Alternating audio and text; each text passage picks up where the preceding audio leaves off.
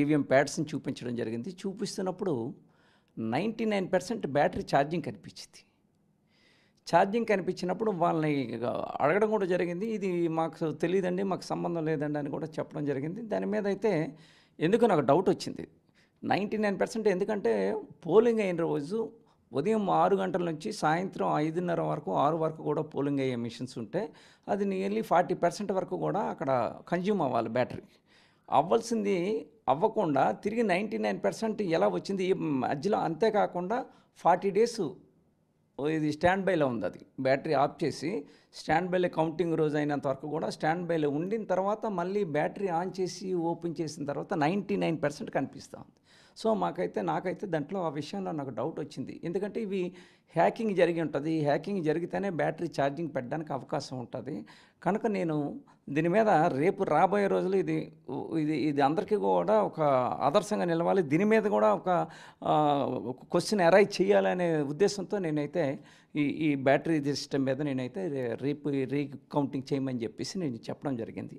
చెప్తే నాకైతే ఫోన్ చేశారు అధికారులు. ఫోన్ చేసి ఏమండి మీరు ఇలాగ రీకౌంటింగ్ దీని గురించి మీరు పెట్టుకున్నారు, ఇలాగ బ్యాటరీ దీని గురించి మీరు పెట్టారు కనుక దానికి సంబంధించినంత వరకు కూడా అంతా కూడా దాంట్లో పెద్దగా ఏం రిజల్ట్ ఏమి ఉండదు కనుక మీరు విత్డ్రా చేసుకుంటారా అని అడగడం జరిగింది.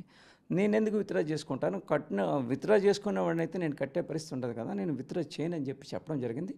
అలాగే ఒక ఈవీఎం మిషన్కి 47,200 40,000 రూపాయలు ఛార్జెస్ కడుతూ 7,200 రూపాయలు జీఎస్టీ కట్టడం జరిగింది. అలాగే 2 మిషన్స్ కట్టాను. ఒకటి బొబ్బిలి నియోజకవర్గంలో కోమటపల్లి ఒక బూత్లోని 99% ఛార్జింగ్ చూశాను. అలాగే నెల్లిమర్ల కాన్స్టిట్యున్సీలోని ఈ 14 కొండగుంపాం తాలూకు సంబంధించింది ఒకటి చూశాను. అది కూడా 99% బ్యాటరీ ఛార్జింగ్ చూపిస్తుంది. ఇది కౌంటింగ్ అప్పుడు 99% ఎలా వచ్చిందని నాకు ఆశ్చర్యంగా ఉంది. వాళ్ళని అడిగినా కూడా మాకు సంబంధం లేదండి, మాకు తెలియదండి అని దాటవేసే పరిస్థితి కనిపించింది. ఆవేళ కూడా రేట్ చేసినా కూడా మీరు రీకౌంటింగ్ టైంలో పెట్టుకోండి అని చెప్పడం జరిగింది. కనుక సరే అయితే నాకు 13th డేట్ వరకు కూడా రీకౌంటింగ్ టైం ఉంది కనుక నేను దాని గురించి పెట్టడం జరిగింది. దాంతోపాటు కూడా గజపతినగరంలో కూడా ఇటువంటి పరిస్థితి కంది 7 నియోజకవర్గాల్లో కూడా 99% కొన్ని కనిపించాయి. కొన్ని మట్టుగా కొన్ని చాలా తక్కువ ఈవీఎం ప్యాడ్ 66% కనిపించాయి. తక్కినవన్నీ కూడా 99% కనిపిస్తుంది. దాన్ని కలెక్టర్ గారిని అడగడం జరిగింది. దీని గురించి మాకు తెలియదంటే టెక్నికల్గా దీనికి బెల్లోలు ఇచ్చారు కనుక ఈవీఎం ప్యాడ్స్ బెల్లోలు వచ్చి చూస్తారని చెప్పడం జరిగింది. 45 డేస్ దీనికి టైం ఉంది. 45 డేస్లోనే వీళ్ళు హైకోర్టుకి వెళ్ళి హైకోర్టు వాళ్ళు డైరెక్షన్ తీసుకొని మళ్ళీ మనకి డేట్ ఇవ్వడం జరిగింది. August 26th, 27th, 28th 3 days కూడా వాళ్ళు టెంటటివ్గా ఇచ్చారు. మళ్ళీ దీన్ని ఏమైనా మళ్ళీ అధికారులు అయితే నాకు చెప్పడం 26, 27, 28 తారీఖుల్లోనే మేము దీనికి రీకౌంటింగ్కి మేము వస్తామండి అని చెప్పి బ్యాటరీ చెకింగ్కి వస్తామని చెప్పడం జరిగింది. దానికి సంబంధించింది డేట్ కూడా ఇచ్చారు. సరే వస్తారని వెయిట్ చేస్తున్నా. 45 డేస్ అయిన తర్వాత కూడా ఒకవేళ వాళ్ళు కానీ సమాధానం లేకపోతే దీని మీద కూడా మేము కోర్టుకు వెళ్తాం. ఆ బ్యాటరీ ఛార్జింగ్ అనేది ఉదయం నుంచి సాయంత్రం వరకు ఉంటే 12 అవర్స్ ఉంటే తర్వాత 35 డేస్ 40 డేస్ స్టాండ్ బై మోడ్లో బ్యాటరీ స్విచ్ ఆఫ్ చేసి ఉంటే ఆ రోజుకి 40% కన్జ్యూమ్ అవ్వాలి. ఈ స్టాండ్ బై మోడ్లో ఉన్నప్పుడు ఒక 5% కన్జ్యూమ్ అవ్వాలి. కనుక 55 నుంచి 60% వరకు కూడా బ్యాటరీ ఛార్జ్ మనకు పోలింగ్ అప్పుడు కౌంటింగ్ అప్పుడు మనకు కనిపించాలి. కౌంటింగ్ అప్పుడు 99% జరిగిందంటే దీంట్లో ఏదో మరి జరిగింది అంటే దాంట్లోకి ఈవీఎం ప్యాడ్స్లోకి హ్యాకింగ్ జరిగింది. హ్యాకింగ్ జరగాలంటే బ్యాటరీ ఛార్జ్ చేయాలి. బ్యాటరీ ఛార్జ్ చేశారు కనుకనే హ్యాకింగ్ జరిగింది. అందుకే అంత పర్సంటేజ్ కనిపిస్తుంది అనేది నా ఉద్దేశం. కనుక దాని మీద నేనైతే పోరాటం చేస్తున్నాను. దీని మీద కూడా సరైన సమాధానం ఇవ్వకపోతే తప్పకుండా దీన్ని హైకోర్టుకి సుప్రీంకోర్టు కూడా వెళ్ళే ఆలోచనతో నేనున్నాను. సార్ ఇక్కడ ఒక విషయం తెలుసుకోవాలి. ఇప్పుడు ఎలక్షన్ అయిపోయింది, కౌంటింగ్ కూడా అయిపోయింది, రిజల్ట్ కూడా వచ్చేసింది. ఇప్పటికీ ఆ ఈవీఎంస్ మీ సమక్షంలో అంటే మీ సమక్షంలో సీల్ చేసినటువంటి స్ట్రాంగ్ రూమ్లోనే ఉంటాయా, లేకపోతే ఈవీఎం గోడౌన్స్కి తరలిస్తారు? ఈవీఎం గోడౌన్స్కి తరలించిన తర్వాత ఆ బ్యాటరీ అవన్నీ కూడా డిటాచ్ చేసేటువంటి పరిస్థితి ఉంటుంది కదా, అప్పుడు మరి ఎలా ఉండబోతుందండి నిబంధనలు? నాకు తెలిసినంత వరకు అది స్ట్రాంగ్ రూమ్లో అక్కడే ఉండాలి. కానీ అది మారిస్తే మట్టుగా ఇది ఎన్నికల కమిషనర్ తప్పిదాము. ఎన్నికల కమిషనర్ కావాలని చేస్తున్న ప్రయత్నంలాగే కనిపిస్తుంది. ఎన్నికల కమిషన్ కావాలనే లేట్ చేస్తున్నారేమో అనేది నాకు అనుమానాలు కనిపిస్తున్నాయి, అనుమానాలు తావిస్తున్నాయి. కనుక దీన్ని పెద్దలు జగన్మోహన్ రెడ్డి గారి దృష్టికి తీసుకెళ్తాను. తప్పకుండా దీన్ని మళ్ళీ హైకోర్టు కానీ సుప్రీంకోర్టుకి తీసుకెళ్లే పరిస్థితి ఉంది. అయితే నాకు తెలిసినంత వరకు కూడా ఇవి అక్కడ కలెక్టర్ ఆఫీస్లోనే ఎక్కడైతే స్ట్రాంగ్ రూమ్లోని ఆ రోజు ఎన్నికల కౌంటింగ్ అప్పుడు ఎక్కడైతే లోనే చేశారో అక్కడే ఈవీఎం ప్యాడ్స్ అక్కడే ఉండాల్సిన అవసరం ఉంది. దాన్ని చేంజ్ చేయవలసిన అవసరం లేదు. ప్రభుత్వం ఉంది, వాళ్ళది అధికారం ఉంది కనుక ఏదైనా చేయొచ్చేమో అనే ఒక ఆలోచన కూడా, భయం అనేది విధంగా ఉన్నప్పటికీ కూడా దీన్ని క్లారిఫై చేసుకోవాలి. దీన్ని ఎలాగైనా నేను దీని విషయమే బయట పెట్టాలన్న ఆలోచనతోనే దీని మీద నేను పోరాటం చేస్తున్నాను. తప్పగా మంచి జరుగుద్దని చెప్పేసి నేను అనుకుంటున్నాను. సార్, కౌంటింగ్ ప్రొసీజర్ కంప్లీట్ అయిపోయిన తర్వాత ఈ స్ట్రాంగ్ రూమ్లో మరలా దాచడానికి మీ సమక్షంలోనే జరిగిందా, లేకపోతే అధికారులు వాళ్ళంతటా వాళ్ళు చేశారు? అది ఎట్లా జరిగింది sir after counting procedure complete?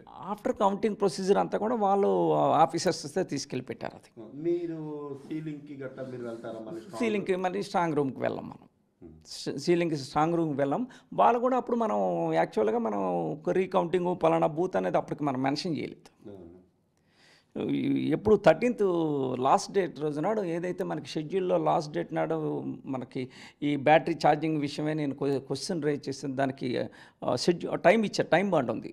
13వ తారీఖు నాడు మీరు ఎవరైనా రీకౌంటింగ్ కానీ ఎనీ డౌట్స్ కానీ ఎనీ ఈవీఎం ప్యాడ్స్ మీద మీకు ఏమైనా డౌట్స్ ఉంటే వాటి మీద మీరు క్లెయిమ్ చేసుకోవచ్చు అని చెప్పేసి 13వ తారీఖు లాస్ట్ డేట్ ఇచ్చారు. నేను 13th లాస్ట్ డేట్ రోజు నుండి నేను క్లెయిమ్ చేయడం జరిగింది. ఆవేళ కలెక్టర్ గారిని కూడా అడిగిన బ్యాటరీ ఛార్జింగ్ విషయంలో మాకు తెలియదు. ఒకవేళ బ్యాటరీ మార్చాలంటే, పూర్తిగా డిశ్చార్జ్ అయిపోయి బ్యాటరీ మార్చాలంటే మీ ముందే ఆ రోజు కౌంటింగ్ అప్పుడే మీ ముందే అది బ్యాటరీని తీసుకొచ్చి మీకు చూపించి మార్చాలి. అలాగే ఏ బ్యాటరీ మార్చామో ఆ నెంబర్ కూడా మేము వేసుకుంటాం. సీరియల్ ఏ మిషన్కి వేసి ఏవిఎం ప్యాడ్కి వేసామని చెప్పి కలెక్టర్ గారు కూడా చెప్పడం జరిగింది. సో అదైతే మాకు ఎక్కడ కూడా మాకు బ్యాటరీ మార్చినట్టుగా కానీ మాకు చూపించినట్టుగా కానీ బ్యాటరీ చూపించడం అయితే జరగలేదు, మార్చినట్టు కానీ. కనుక దీంట్లోని హ్యాకింగ్ జరిగింది అనేది నా అభిప్రాయం. ఇప్పుడు మీకు ఒక స్ట్రైట్ క్వశ్చన్ సార్, అసలు ఇప్పుడు కానీ ఈ బ్యాటరీ యూనిట్స్ కానీ లేకపోతే అవి డిటాచ్ చేసి ఉండొచ్చా, లేకపోతే యాజ్ ఇట్ ఈజ్ పొజిషన్లోనే ఉంటాయా? ఇప్పుడు ఈ కౌంటింగ్ తర్వాతే టోటల్గా ఉన్న ఎక్విప్మెంట్ అంతా కూడా మీ సమక్షంలో సీల్ చేసిన స్ట్రాంగ్ రూమ్లో ఉన్నాయా, లేకపోతే అధికారులు స్ట్రాంగ్ రూమ్లో భద్రపరిచారా? దీని మీద క్లారిటీ ఇవ్వండి. అధికారులు భద్రపరిచారు. మేమైతే స్ట్రాంగ్ రూమ్లకు వెళ్ళింది, మేమైతే కౌంటింగ్ అయిన తర్వాత వెళ్ళే మిషన్స్ మేము ఈవీఎం ప్యాడ్స్ చూడలేదు. ఎందుకంటే వన్ బై వన్ మనకి వస్తూ ఉంటుంది కదా. లాస్ట్ ఈవీఎం ప్యాడ్ ఒకవేళ వెళ్ళినప్పుడు అయితే కౌంటింగ్ అయిన తర్వాత చూడాలి తప్పించి, లేకపోతే చూసే పరిస్థితి ఉంటుంది. పట్టించుకోలేదు. అంతా అధికారులే తీసుకురావడం జరుగుతుంది. సో అధికారులు ఏమైనా మ్యానిపులేట్ చేయడానికి అవకాశం ఉండొచ్చు అనేది నా అభిప్రాయం. ఇప్పుడు మరి మీరు కౌంటింగ్కి బ్యాటరీ ఛార్జింగ్ మీద పెట్టారు. మరి మీ సమక్షంలోని స్టోర్ చేసినప్పుడు లేకపోతే సేఫ్టీగా దాచేటప్పుడు మీ సమక్షంలో జరగలేదు. మరి ఆ టైంలో మీరు కంప్లైంట్ పెట్టారు, పోలింగ్ బూత్ నెంబర్లతో పాటు పెట్టారు.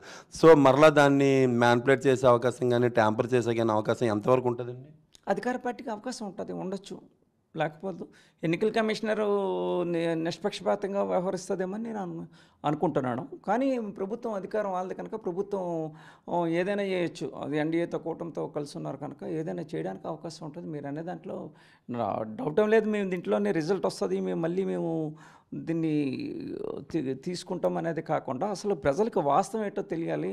అసలు ఎందుకు ఇలా జరిగింది అనేది ఇలా కూడా జరగచ్చు, ఇలా జరుగుతుంది కనుక రేపు రాబోయే రోజుల్లో దీని మీద మళ్ళీ ప్రత్యేకంగా రేపు ఎన్నికలకు వెళ్ళేటప్పుడు ఎవరైతే ఎన్నికలప్పుడు కౌంటింగ్ వెళ్ళేటప్పుడు కౌంటింగ్ ఏజెంట్లు ఎవరైతే ఉంటారో వాళ్ళందరూ కూడా దీన్ని కూడా ఈవీఎం మిషన్ ఛార్జెస్ కూడా మనకి రికార్డెడ్గా ఇవ్వాలి. అలాగే ఏదైతే పోలింగ్ అవుతుందో పోలింగ్ అయినప్పుడు ఎంత పర్సంటేజ్ దీనికి ఛార్జ్ అయింది అని చెప్పేసి వాళ్ళు రికార్డెడ్గా ఇవ్వాల్సిన అవసరం ఉంది. కనుక ఆఫీసులు ఈ రెండు చేయలేదు. రికార్డెడ్గా ఇంత బ్యాటరీతో ఈవీఎం ప్యాడ్స్ ఉన్నాయి, 66%తో ఉంది, దీన్ని బ్యాటరీ సీల్ చేస్తున్నాం కనుక 66% ఉన్నదని చెప్పి వాళ్ళు రికార్డెడ్గా మనకి మెన్షన్ చేసి ఇవ్వాల్సిన అవసరం పోలింగ్ క్లోజింగ్ అయినప్పుడు. అలాగే ఈ కౌంటింగ్ అప్పుడు కూడా ఇవ్వండి మీరు పోలింగ్ అయినప్పుడు ఎంత ఉంది, ఇంతకన్నా తగ్గింది అనేది చెప్పాలి తప్పించి ఇంతకన్నా పెరగడానికి ఛాన్స్ లేదు. సో కనుక అంతకన్నా పెరిగిందంటే అక్కడ మిస్మేనేజ్మెంట్ జరిగి ఉంటుంది అనేది నా అభిప్రాయం. అది అక్కడ హ్యాకింగ్ జరిగి ఉంటుంది, దాన్ని ఏదో ట్యాంపరింగ్ జరిగి ఉంటుంది అనేది అది. అందుకు దాని మీద క్లారిటీగా ఎన్నికల కమిషన్ వారు ఈవీఎం ప్యాడ్స్ గురించి అన్నీ ఇచ్చారు. కానీ ఇది క్లారిటీగా బ్యాటరీ మీద మట్టుగా క్లారిటీగా ఎక్కడ కూడా ఇవ్వలేదు. మాకు ఇగో ఇంత పర్సెంటేజ్ ఈ బూత్ 99%, ఈ బూత్ 66% బ్యాటరీతో ఉన్నదనేది మాకు ఎలాగైతే ఇన్ని పోలయ్యాయి, ఈ బూత్లో ఇన్ని పోల్ అయ్యాయి, ఇంతమంది పురుషులు పోలయ్యాయి, ఇంతమంది మహిళలు స్త్రీలు పోలయ్యాయి కనుక ఇదిగోండి మేము సీజ్ చేస్తాను, ఇగో మీ తాలూకా సీలు మీరు మీ తాలూకా సింబల్ ఏదైనా ఉంటే దానికి సివిల్ వేసుకోండి అని చెప్పినప్పుడు మాకు కూడా దాని తాలూకా బ్యాటరీ తాలూకా లెవెల్స్ ఇవ్వాల్సిన అవసరం ఉంది. ఎన్నికల కమిషనర్ అది ఇవ్వలేదు. అది ప్రధానమైన నేను ఘట్టంగా నేను దాన్ని తీసుకున్నాను. దాని మీద నేను నా పోరాటం జరుగుతుంది.